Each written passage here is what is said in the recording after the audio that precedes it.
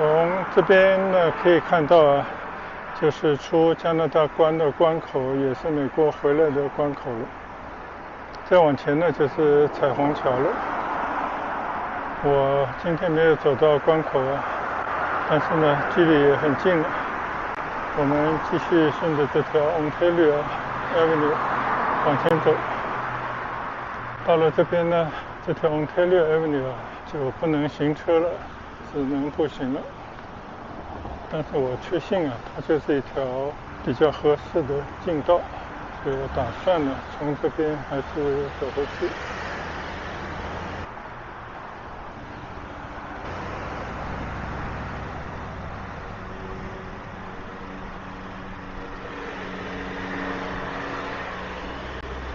走过马路啊，这个路中间有一只很胖的小松鼠，简直跟个大老鼠一样啊！你看。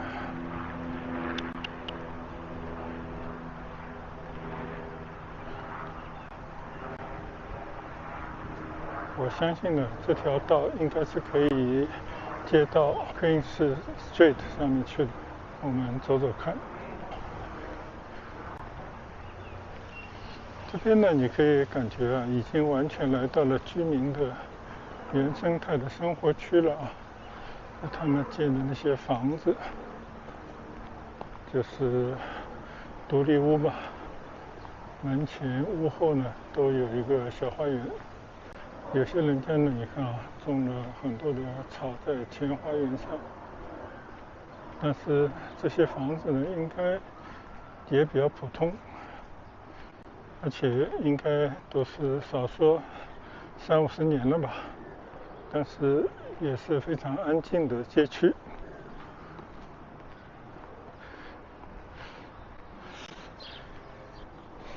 就在加拿大呢，你如果说有这么一个房子住啊，在交通还算便利的地方呢，找到一份工作。其实这个工作呢，收入多少，这个重要与否，其实都不重要。就是你要有份工作，长期做着呢，一家人基本上就可以过符合你收入的或者符合你价值体现的这种生活水平。就我觉得其实在哪都能活。这就是加拿大人呢，他们如果在一个地方啊觉得不是特别合适了，他们就要搬家。昨天看到一篇文章介绍说，现在多伦多地区啊，有20%左右的人都要搬出多伦多，有些呢搬到省内，有些呢搬到省外，还有一些人呢居然搬到美国去，因为在美国呢有更多的这个地方啊更舒适，房子的更可负担，而且美国最近找工作还容易，但是呢要拿一个特别的签证，就那种在美国工作的签证吧。现在据说每年有10几20万的加拿大人南下美国讨生活，但是大家肯定也是为了追求更好的生活吧。所以这也是最近据说代表着自由党的特鲁多，他们这个党在一个以前从未输过的区域呢输掉了选举，产生了一些危机感。而这个社会上啊，也有很多对这个政府已经不太信任，原因没有什么，就是因为它太偏左，在一些气候问题上面太激进，在于接收难民，尤其是从美国来的难民上面呢太大方，那么没有考虑到与这个国家自己实力相称的一种能力啊。当然更多的问题可能就是从地缘上，从政治利益上，可能经济上也不得不跟着美国走，所以很多事情呢一边就必须要跟着美国的步调走，但同时呢又会在美国升息的过程当中呢拉高加拿大的息口，拖累经济，所以最近经济不景，特别是有些行业包括房地产行业，有可能会被拉爆。这也是6月份为什么加拿大央行匆匆在西方的经济体里面率先的降息，象征性的降了0.25，可是打脸的呢是6月份还是5月份的这个 CPI 有点反弹，预计是2.6，但现在呢升到了2.9。那么距离降息需要的2%的稳定的通货膨胀率呢，还是相去遥远。所以接下去加拿大政府要不要降息，那谁也不知道。降息了就有可能促进某一些行业的消费或者投资，但是也有一种可能呢，就是怎么讲，让货币贬值，那么又会不符合国家或者很多人的利益。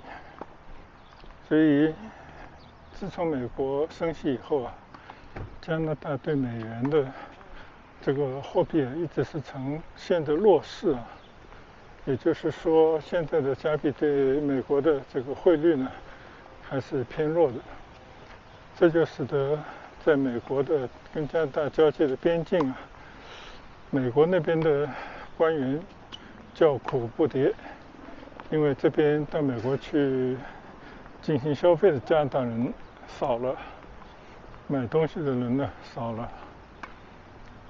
那加拿大人当然他们也希望有个强势的货币能够跑到美国去趾高气扬的消费吧，曾经有过这样的时候但现在看来呢离这一天好像渐行渐远了，这就是很多的现实。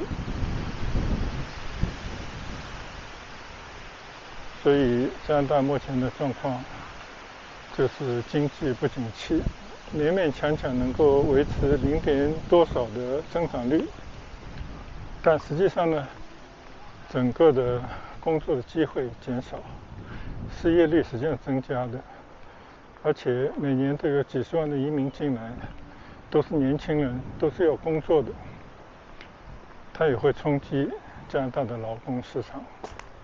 这就是我来这边1个多月听到各种消息，并且从我自己孩子在这边找工作遇到的困难和实际的收入来讲的话呢，我还是对这边这个社会在目前这个阶段和未来1-2年不太看好。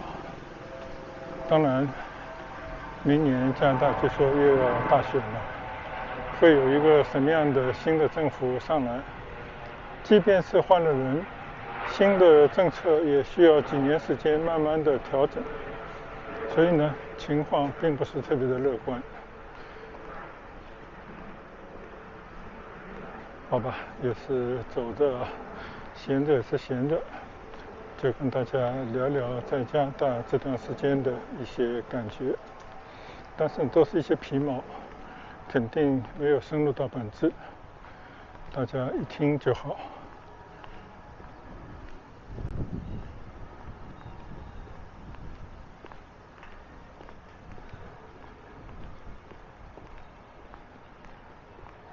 我现在呢继续顺着 Ontario Avenue 在走，但是这边到底走的对不对呢？我也完全不知道但是我想象的应该是 OK 的，因为我已经看到了我的右手边呢是尼加拉河了，顺着河边呢一路肯定也是可以走到我们刚刚来的那个车站的。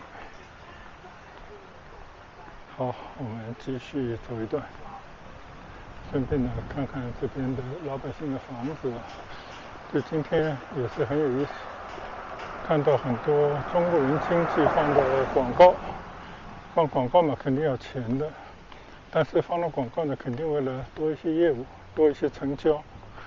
那既然是那些中文的广告，就可以想象这边还是有不少中国人到这边来买房子或者投资房地产。当然我不知道这些人是自己住还是开一个民宿还是怎么样，但肯定的，大家是有某种前景看好才会到这边来投资。但不管怎么说，这个地方真是一座非常奇特的城市啊，比多伦多边上的其他的小城市，如果你不看距离，应该这边更有活力。这有点像美国的拉斯维加斯给大家一种吸引力一样啊。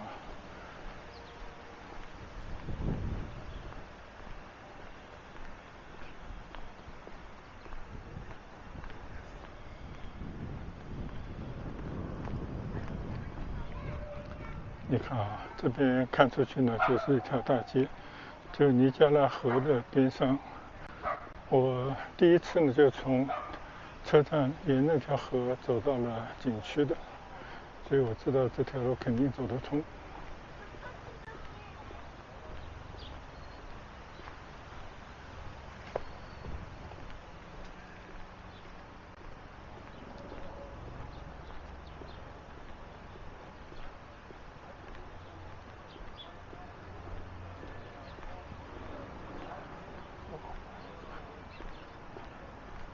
这边有些人家啊，他这个还是搞得很漂亮了。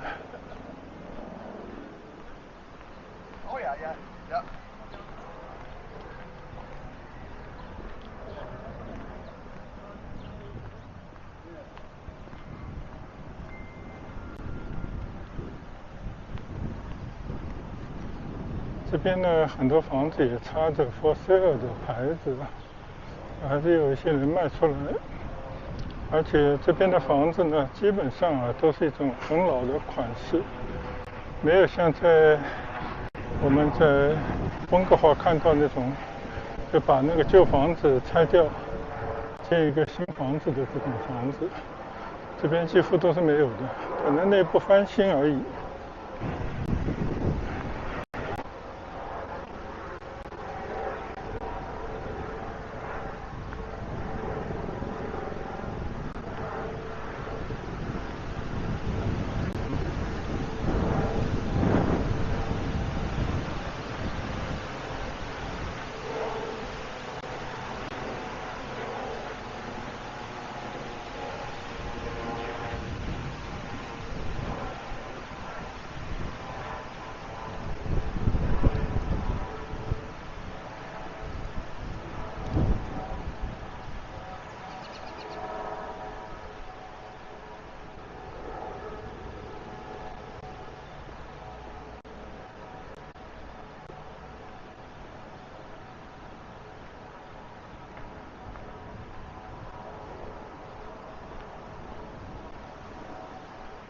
走到这儿呢，我就突然发现这条路拐弯了，变成了 Simcoe Street。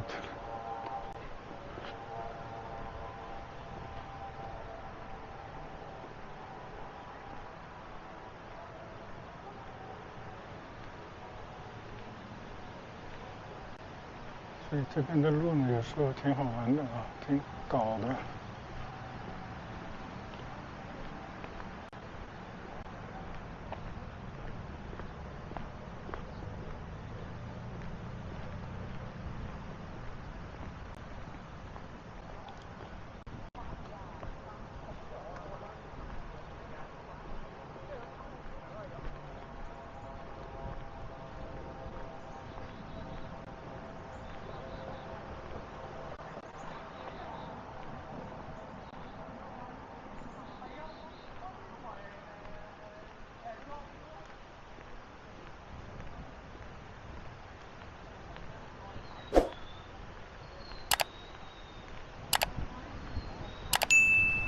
现在呢，走入到一条林荫小道，我相信我的方向应该是没有错的。这条路呢，应该是一条匝道啊，不是一条主路。但是你看啊，这条小路两边的草地，两边的树林，就拱卫着这么一条小路，使它成为一条绿色的林荫之路，非常漂亮。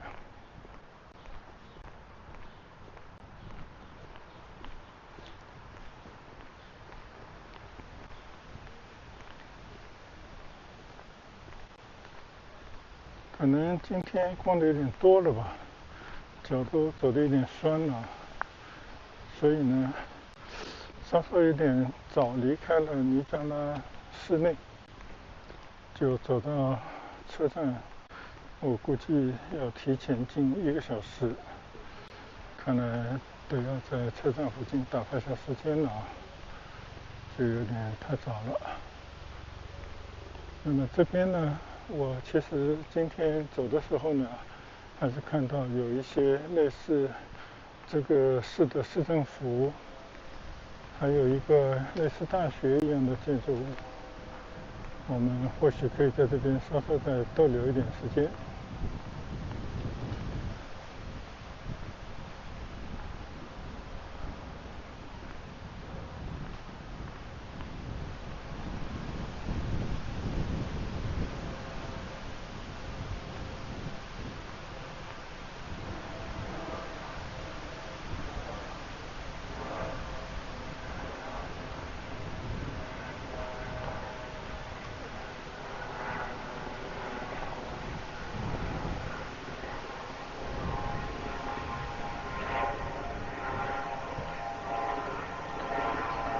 我自己呢，没有在比较小的城市生活过，但是我的童年呢，有一段时间是在我的外祖母家，就是农村生活过，所以对于这种比较有乡土气的地方呢，还是比较喜欢。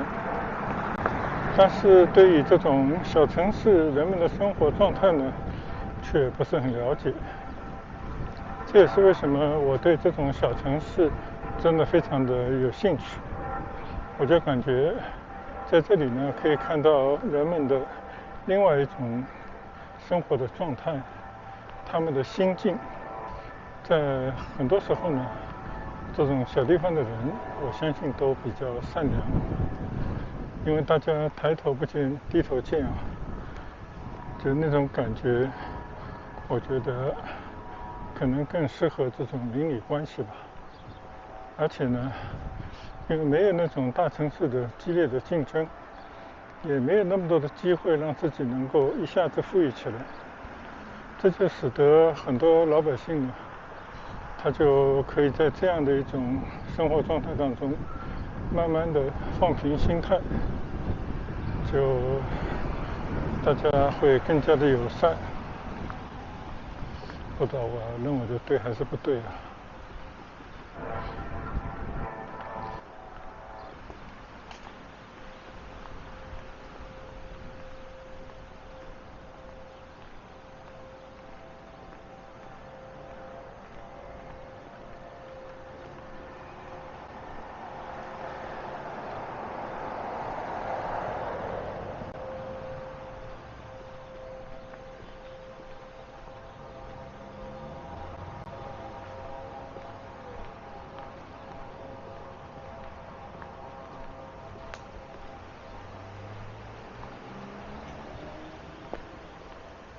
现在呢，我是因为稍稍多了一些时间啊，就在这边稍稍的消磨一下。这里呢，应该跟他们的市政府有关系，就在他们的市政府的边上，有一些你看啊，就 Thomason Building， 就不知道是公家的还是老百姓的，看样子呢，蛮像公家的这种 building 的。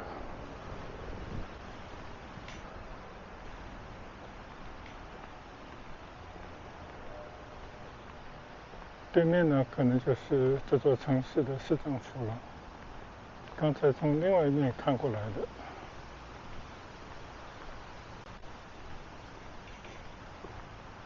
节假日啊，到处都是空空荡荡的，整个大停车场没停几台车，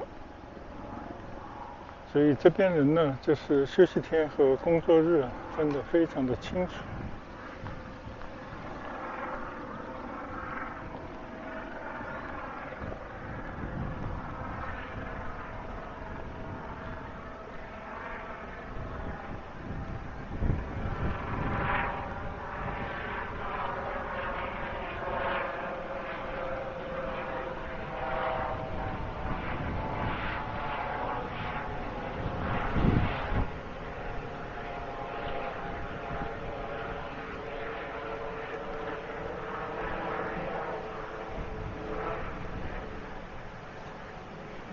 相信呢，这个是市政府，但是它挂的三面的旗帜，我就不太清楚这个旗帜都什么含义。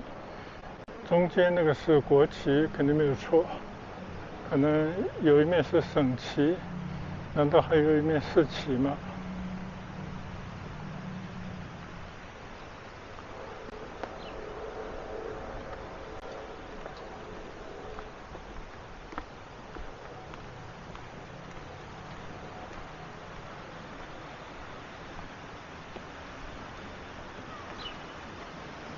上面有写 City of Niagara Falls, Canada。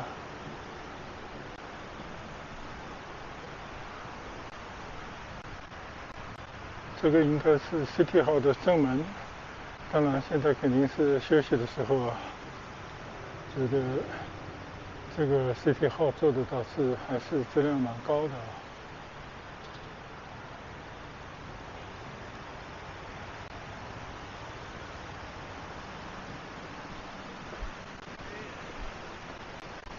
现在我在的地方呢，就是尼加拉瀑布这座城市的市政厅。门前呢就是他们一条老街，就是 Queen Street。时间还早，我在这边稍稍消磨一点时间，休息一下啊。然后呢，等一会儿就走到车站去。我们来四周看看。这个市政厅边上非常的干净，一个小城市有这样的市政厅，四面的广场，我觉得也很不错。唯一呢，我觉得稍稍有些遗憾的就是，这个本来是他们老的downtown最主要的一条女皇街道，因为经济的原因或者没有什么产业的原因呢，现在看上去比较萧条。我今天呢，完整的走了一段。我上次也专门来过，就跟我上次天气冷的时候走的时候的感觉没有太大区别。所以要振兴这座城市呢，恐怕还是来日方长。而且这边呢有一个大学。这个也让我没有想到啊，就在这个尼加拉市里面有一个大学，而且这个大学就在市政厅边上。我不知道这个大学是培养什么专业的人才的。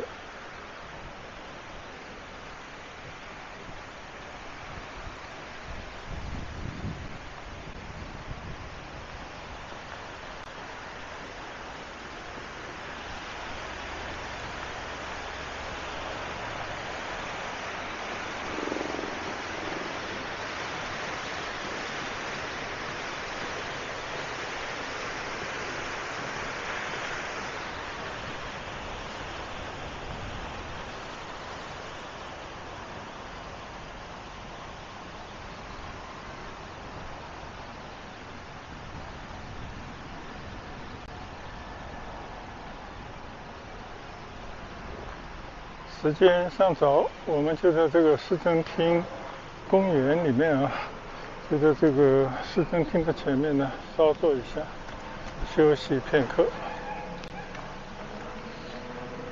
我们看看啊，整个草坪上没有什么人，好像有一两个家庭呢在这边休闲。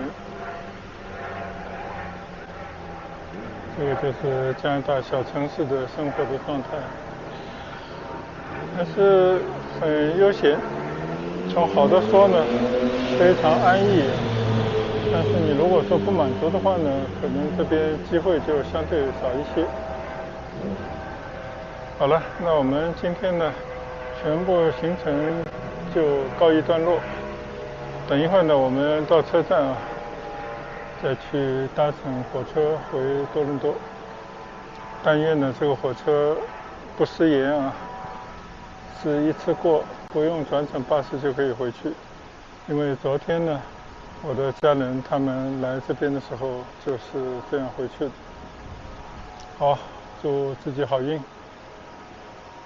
那我们今天就到此为止，谢谢大家的观赏，再见，拜拜。嗨，大家好。现在呢，我已经在 Go Station 门前，我的身后呢就是一台 Go Bus。从这边呢可以搭乘 bus，但是你要到 Burlington 等地去转车，最后才可以去到 Union Station。但是呢，在我的眼前啊，那个GO券已经来了。刚刚听工作人员说呢，这个GO券呢就直达 Union Station，就跟我们来的时候一样，大概停5、6个站吧。所以现在呢，我就准备去搭乘那个GO券。上了车以后呢，就可以休息一下。我们再来回望一下，这边呢就是 GO Station， 这个呢就是 GO Bus。刚刚来的这趟 GO 圈的火车已经停靠在今天上午来的地方了。现在呢，我们走过马路啊，去登车、上车等候。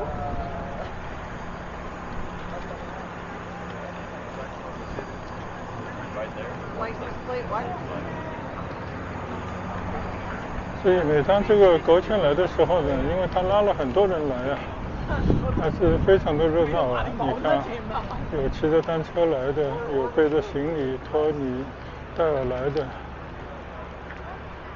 然后呢，大家在这边利用各种交通工具去到景区。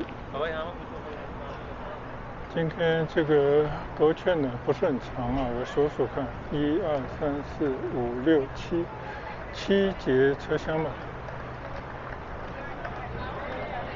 好，我们随便去找一个车厢，去找一个座位，应该是往相反方向开出的。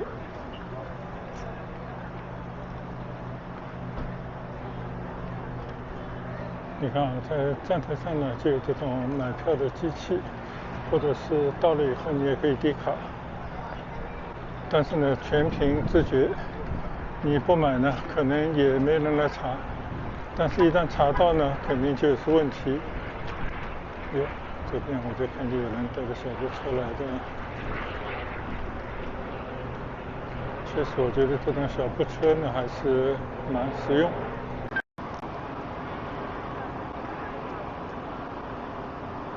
现在呢，我准备上车了。你看啊，再回望一下，这个GO圈的火车停在应该算是站台上啊。前面呢就是 GO Bus的 station。看到一家人踩着小单车，前面还有2个骑着 Brompton 单车，大家上车。觉得这些都是非常不错的方式。好了，就给大家补充拍这一段啊。我们上车，等候开车，休息一下，回到多伦多去。